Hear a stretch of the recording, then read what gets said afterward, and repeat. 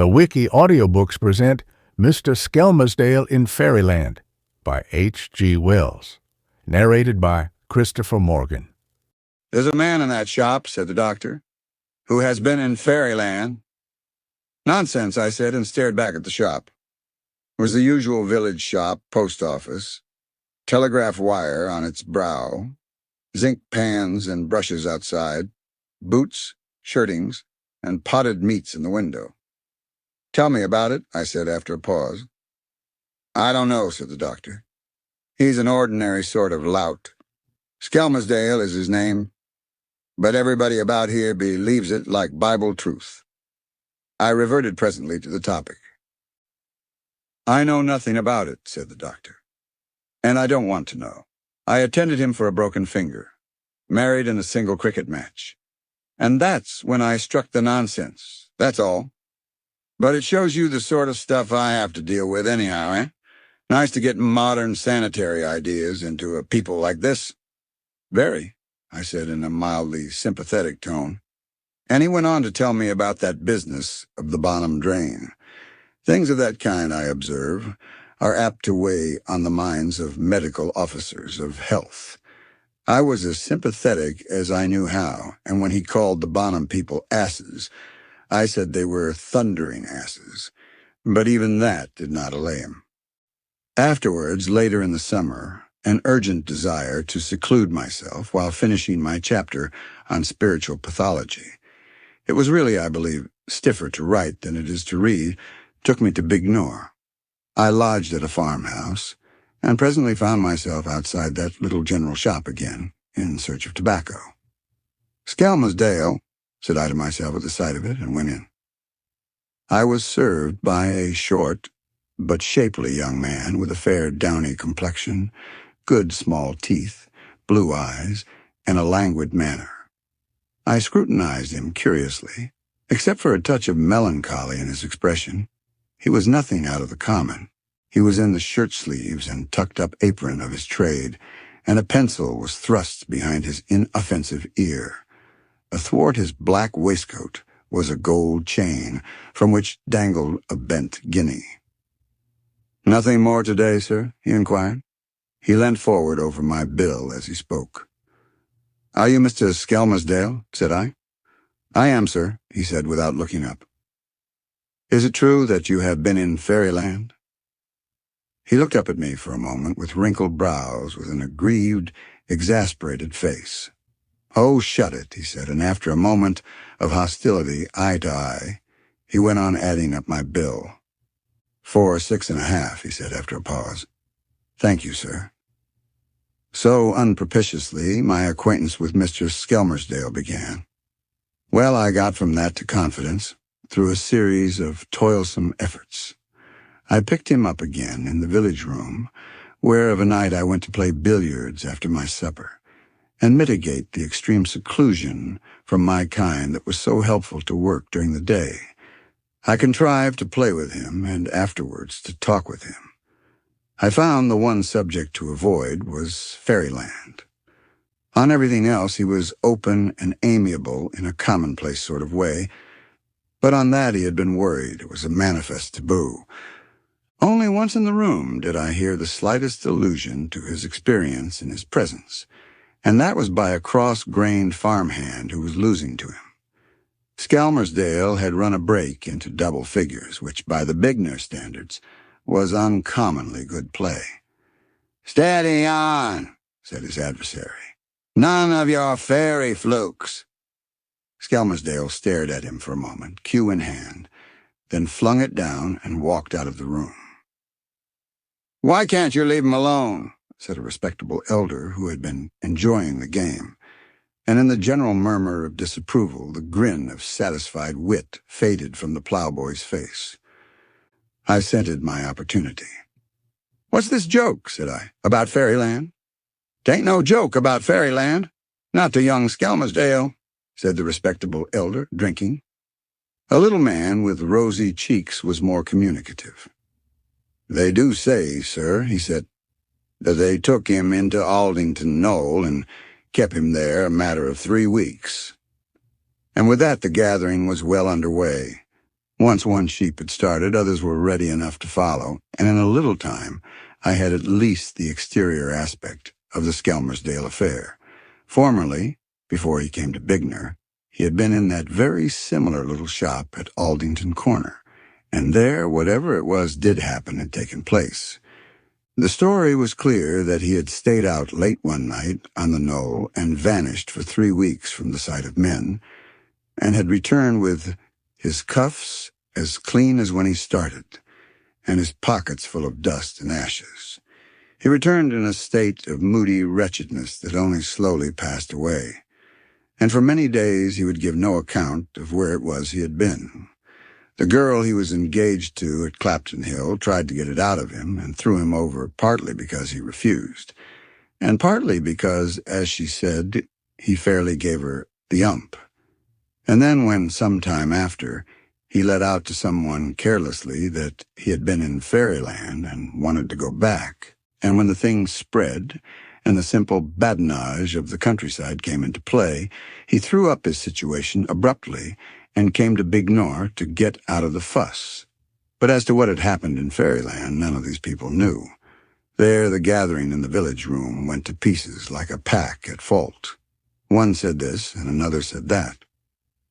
Their air in dealing with this marvel was ostensibly critical and skeptical, but I could see a considerable amount of belief showing through their guarded qualifications.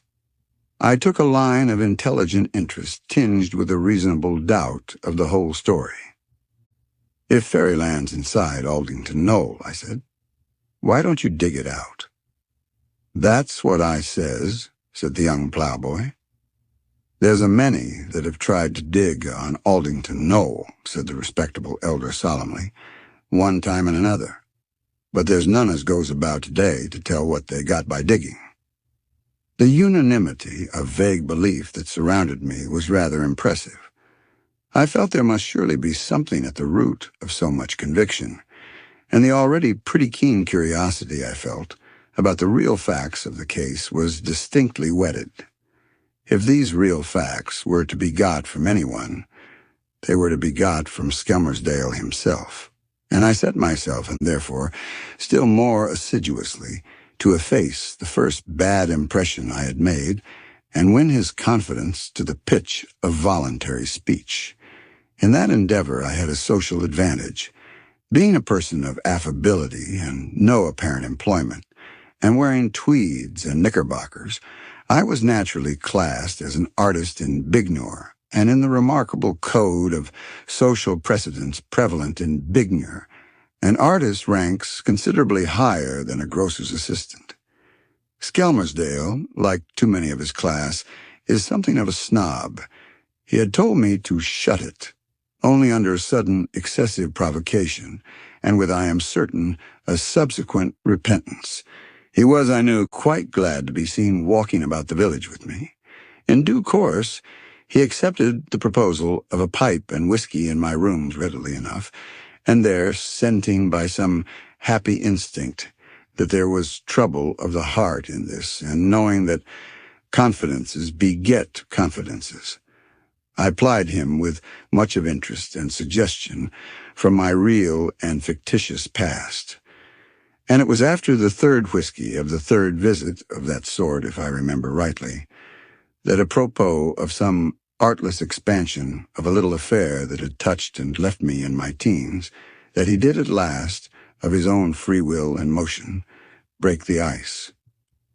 "It was like that with me," he said, "over there at Aldington. It's just that that's so rum. First I didn't care a bit, and it was all her, and afterwards, when it was too late, it was, in a manner of speaking, all me." I forbore to jump upon this allusion, and so he presently threw out another, and in a little while he was making it as plain as daylight that the one thing he wanted to talk about now was this Fairyland adventure he had sat tight upon for so long. You see, I'd done the trick with him, and from being just another half-incredulous, would-be facetious stranger, I had, by all my wealth of shameless self-exposure, become the possible confidant. He had been bitten by the desire to show that he, too, had lived and felt many things, and the fever was upon him.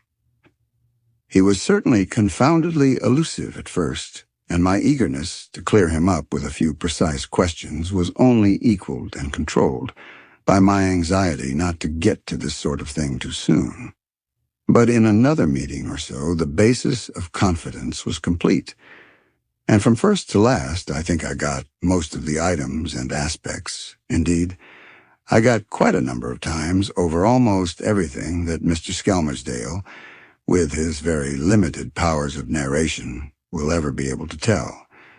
And so I come to the story of his adventure, and I piece it all together again. Whether it really happened, whether he imagined it, or dreamt it, or fell upon it in some strange hallucinatory trance, I do not profess to say.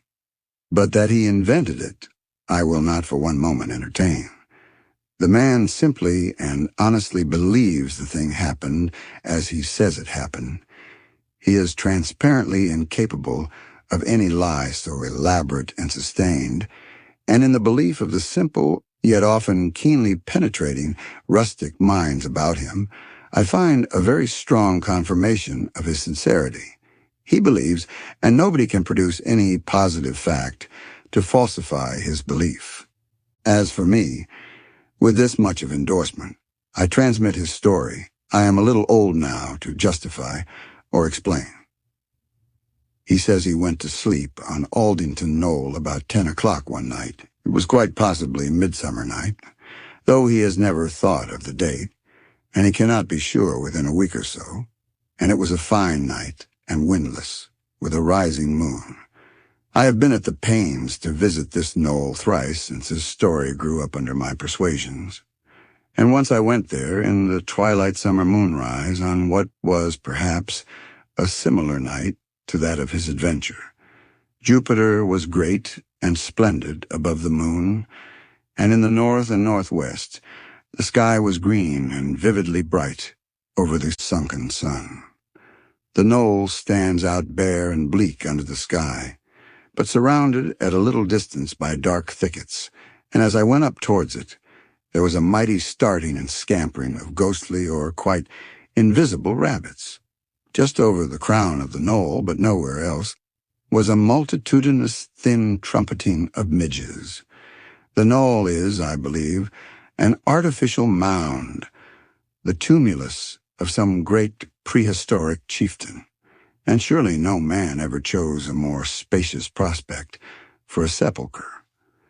Eastward one sees along the hills to Hythe, and thence across the channel to where, 30 miles and more perhaps, away the great white lights by Greenay and Bologna wink and pass and shine. Westward lies the whole tumbled valley of the Weald, visible as far as Hindhead and Leith Hill, and the valley of the Stour opens the downs in the north to interminable hills beyond Wye. All Romney Marsh lies southward at one's feet. Dymchurch and Romney and Lydd, Hastings and its hill are in the middle distance, and the hills multiply vaguely far beyond where Eastbourne rolls up to Beachy Head. And out upon all this it was that Skelmersdale wandered, being troubled in his earlier love affair, and, as he says, not caring where he went. And there he sat down to think it over, and so sulking and grieving was overtaken by sleep. And so he fell into the fairies' power. The quarrel that had upset him was some trivial matter enough between himself and the girl at Clapton Hill to whom he was engaged. She was a farmer's daughter, said Skelmersdale, and very respectable, and no doubt an excellent match for him. But both girl and lover were very young, and with just that mutual jealousy, that intolerantly keen edge of criticism, that irrational hunger for beautiful perfection, that life and wisdom do presently and most mercifully dull. What the precise matter of quarrel was, I have no idea. She may have said she liked men in gaiters when he hadn't any gaiters on, or he may have said he liked her better in a different sort of hat, but however it began, it got by a series of clumsy stages to bitterness and tears. She no doubt got tearful and smeary, and he grew dusty and drooping, and she parted with invidious comparisons, grave doubts whether she ever had really cared for him, and a clear certainty she would never care again. And with this sort of thing upon his mind, he came out upon Aldington Knoll grieving, and presently, after a long interval, perhaps quite inexplicably, fell asleep. He woke to find himself on a softer turf than ever he had slept on before, and under the shade of very dark trees that completely hid the sky. Always, indeed, in Fairyland, the sky is hidden, it seems. Except for one night when the fairies were dancing, Mr. Skelmersdale, during all his time with them, never saw a star. And of that night, I am in doubt whether he was in Fairyland proper, or out where the rings and rushes are, in those low meadows near the railway line at Smeeth. But it was light under these trees for all that, and on the leaves and amidst the turf shone a multitude of glowworms, very bright and fine. Mr. Skelmersdale's first impression was that he was small, and the next that quite a number of people still smaller were standing all about him. For some reason, he says, he was neither surprised nor frightened, but sat up quite deliberately and rubbed the sleep out of his eyes. And there, all about him, stood the smiling elves who had caught him, sleeping under their privileges, and had brought him into Fairyland. What these elves were like I have failed to gather. So vague and imperfect is his vocabulary, and so unobservant of all minor detail does he seem to have been. They were clothed in something very light and beautiful. There was neither wool, nor silk, nor leaves, nor the petals of flowers. They stood all about him as he sat and waked, and down the glade towards him, down a glowworm avenue, and fronted by a star, came at once that fairy lady, who is the chief personage of his memory and tale. Of her I gathered more. She was clothed in filmy green, and about her little waist was a broad silver girdle. Her hair waved back from her forehead on either side. There were curls not too wayward and yet astray, and on her brow was a little tiara set with a single star. Her sleeves were some sort of open sleeves that gave little glimpses of her arms. Her throat, I think, was a little displayed because he speaks of the beauty of her neck and chin. There was a necklace of coral about her white throat, and in her breast a coral-colored flower. She had the soft lines of a little child in her chin and cheeks and throat. And her eyes, I gather, were of a kindled brown, very soft and straight and sweet under her level brows. You see by these particulars how greatly this lady must have loomed in Mr. Skelmersdale's picture. Certain things he tried to express and could not express. The way she moved, he said several times. And I fancy a sort of demure joyousness radiated from this lady.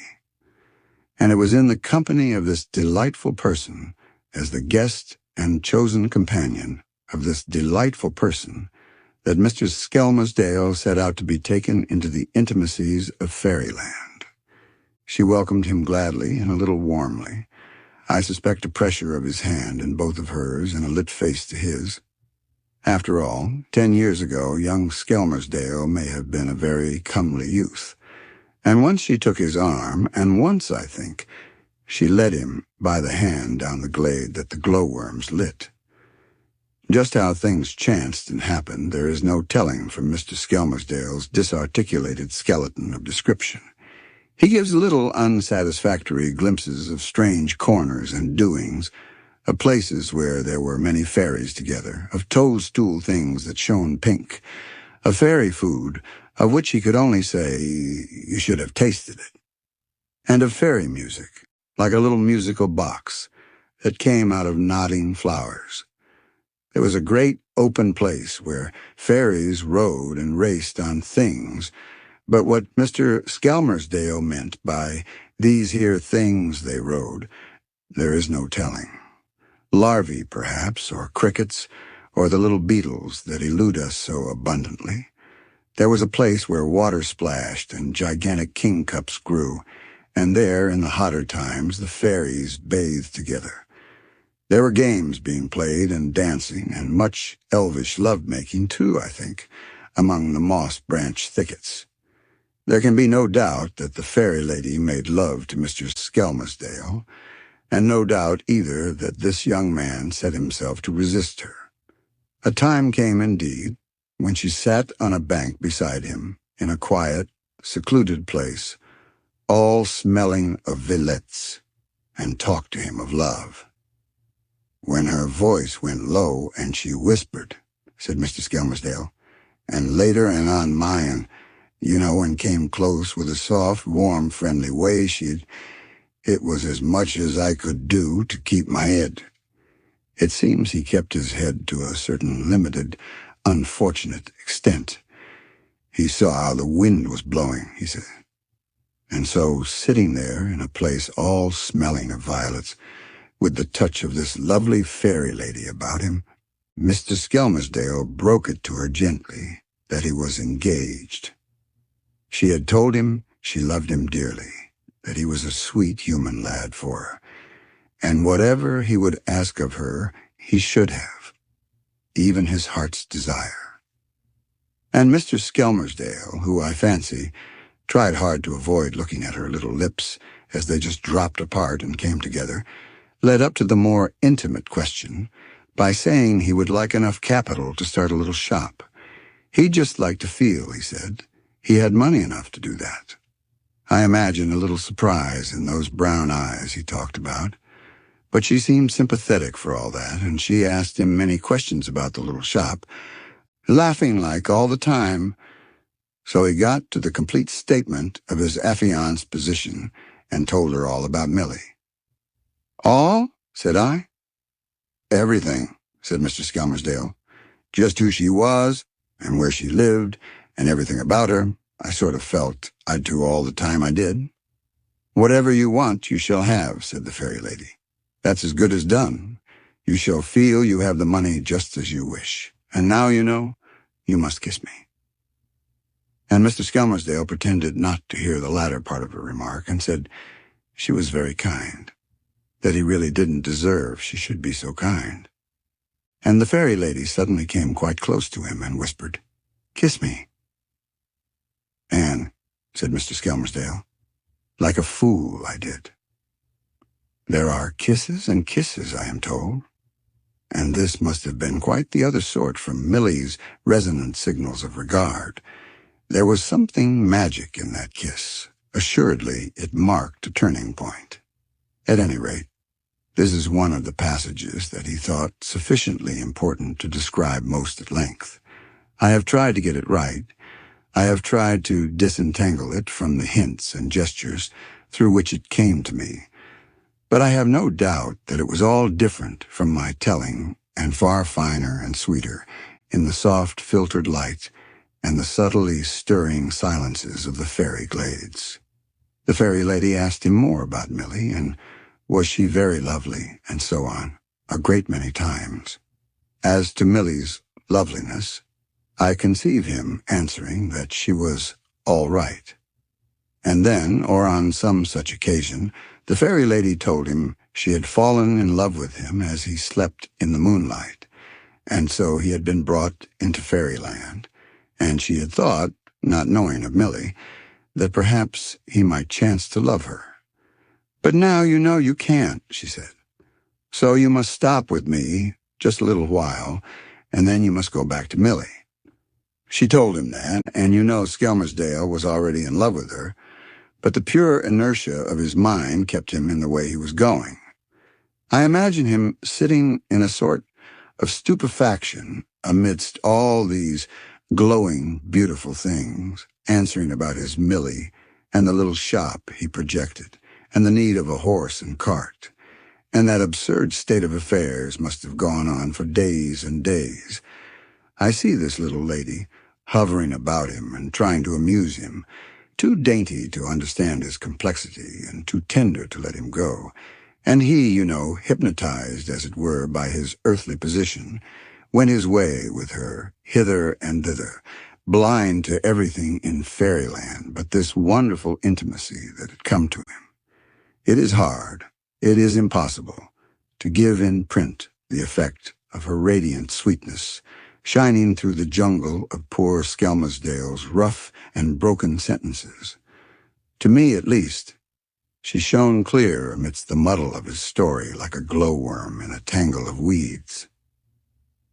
There must have been many days of things while all this was happening, and once, I say, they danced under the moonlight in the fairy rings that stud the meadows near Smeeth.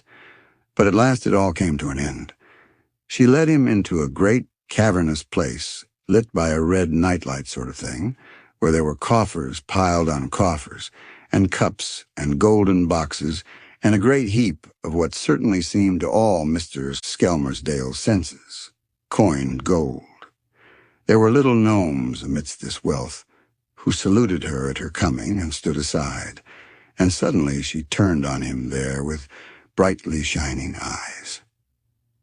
"And now," she said, "you have been kind to stay with me so long, and it is time I let you go.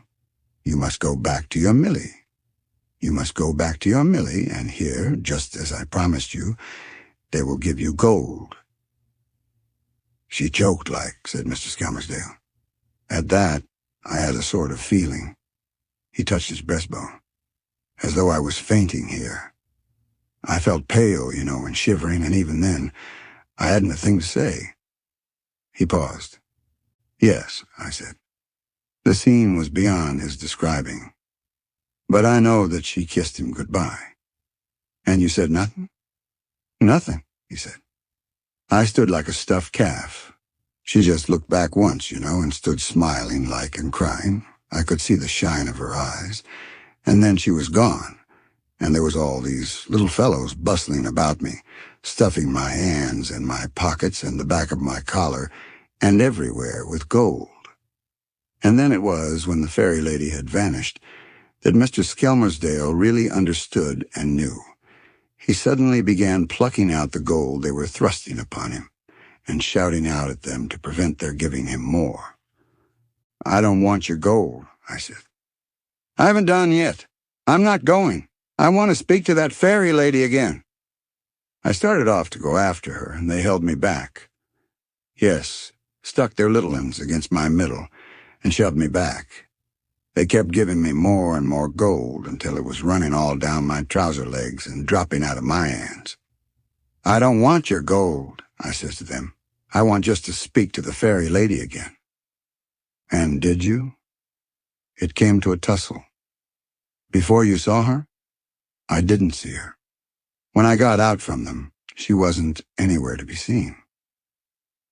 So he ran in search of her out of this red-lit cave, down a long grotto, seeking her, and thence he came out in a great and desolate place, athwart which a swarm of will-o'-the-wisps were flying to and fro, and about him elves were dancing in derision, and the little gnomes came out of the cave after him, carrying gold in handfuls and casting it after him, shouting, "Fairy love and fairy gold!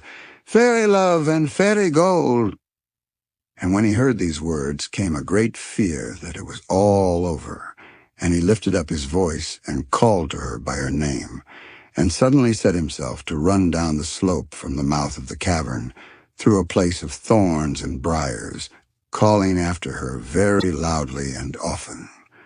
The elves danced about him unheeded, pinching him and pricking him, and the will-o'-the-wisps circled round him and dashed into his face, and the gnomes pursued him, shouting and pelting him with fairy gold.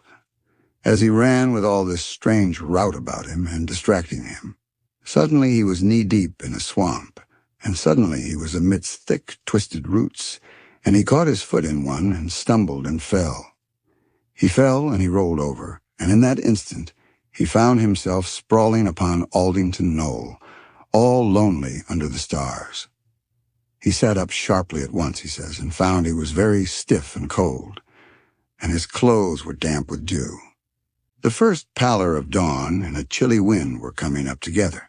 He could have believed the whole thing a strangely vivid dream until he thrust his hand into his side pocket and found it stuffed with ashes. Then he knew for certain it was fairy gold they had given him. He could feel all their pinches and pricks still, though there was never a bruise upon him. And in that manner, and so suddenly, Mr. Skelmersdale came out of fairyland back into this world of men. Even then he fancied the thing was but the matter of a night, until he returned to the shop at Aldington Corner, and discovered amidst their astonishment that he had been away 3 weeks. "Law, the trouble I had," said Mr. Skelmersdale. "How?" "Explaining. I suppose you never had anything like that to explain." "Never," I said, and he expatiated for a time on the behavior of this person and that. One name he avoided for a space. "And Millie?" said I at last. "I didn't seem to care a bit for seeing Millie," he said. "I expect she seemed changed." "Everyone was changed for good. Everyone seemed big, and coarse. And their voices seemed loud. Why, the sun, when it rose in the morning, fair hit me in the eye." "And Millie?" "I didn't want to see Millie." "And when you did?" "I came up against her Sunday, coming out of church." "Where you been?" she said. And I saw there was a row. I didn't care if there was. I seemed to forget about her even while she was there, talking to me. She was just nothing. I couldn't make out whatever I'd seen in her ever, or what there could have been. Sometimes when she wasn't about, I did get back a little, but never when she was there. Then it was always the other came up and blotted her out. Anyhow, it didn't break her heart. "Married?" I asked. "Married her cousin," said Mr. Skelmersdale, and reflected on the pattern of the tablecloth for a space. When he spoke again, it was clear that his former sweetheart had clean vanished from his mind, and that the talk had brought back the fairy lady triumphant in his heart. He talked of her. Soon he was letting out the oddest things, queer love secrets it would be treachery to repeat. I think, indeed, that was the queerest thing in the whole affair, to hear that neat little grocer man, after his story was done, with a glass of whiskey beside him and a cigar between his fingers, witnessing, with sorrow still, though now, indeed, with the time-blunted anguish, of the inappeasable hunger of the heart that presently came upon him. "I couldn't eat," he said. "I couldn't sleep. I made mistakes in orders and got mixed with change. There she was, day and night, drawing me and drawing me. Oh, I wanted her. Lord, how I wanted her. I was up there. Most evenings I was up there on the knoll, often even when it rained. I used to walk over the knoll and round it, calling for them to let me in, shouting. Near blubbering I was at times, daft I was and miserable. I kept on saying it was all a mistake. And every Sunday afternoon I went up there, wet and fine, though I knew as well as you do it wasn't no good by day. And I've tried to go to sleep there." He stopped sharply and decided to drink some whiskey. "I've tried to go to sleep there," he said, and I could swear his lips trembled. "I've tried to go to sleep there, often and often. And I couldn't, sir, never. I've thought if I could go to sleep there, there might be something. But I've sat up there and laid up there, and I couldn't, not for thinking and longing. It's the longing. I've tried." He blew, drank up the rest of his whiskey spasmodically, stood up suddenly and buttoned his jacket, staring closely and critically at the cheap oleographs beside the mantel meanwhile. The little black notebook in which he recorded the orders of his daily round projected stiffly from his breast pocket. When all the buttons were quite done, he patted his chest and turned on me suddenly. "Well," he said, "I must be going." There was something in his eyes and manner that was too difficult for him to express in words. "One gets talking," he said at last at the door, and smiled wanly, and so vanished from my eyes. And that is the tale of Mr. Skelmersdale in Fairyland, just as he told it to me. The end of the story. Please subscribe and share the channel with other audiobook lovers.